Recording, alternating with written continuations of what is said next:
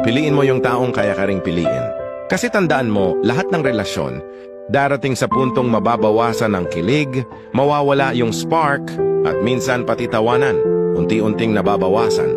Pero ang totoong pag-ibig, hindi lang basta pakiramdam, isa itong paninindigan. Hindi puro saya, hindi puro lambingan. Kasi sa totoo lang, ang pagmamahal, hindi lang tungkol sa mga magagandang araw, kundi sa pagpili niyong manatili kahit mahirap na. Maraming relasyon ang hindi nagtagal, hindi dahil hindi sila nagmahal, kundi dahil mas pinili nilang tapusin kaysa ayusin. Mas pinili nilang hanapin ang kulang sa iba, sa halip na pagsikapang punan ang kulang sa isa't isa.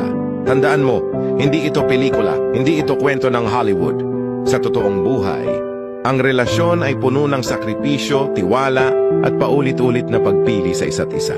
Kaya kung gusto mong tumagal ang isang relasyon, piliin mo yung taong kayang tanggapin ang nakaraan mo, yung handa kang mahalin sa kabila ng mga pagkukulang mo, at hindi magsasawang piliin ka araw-araw.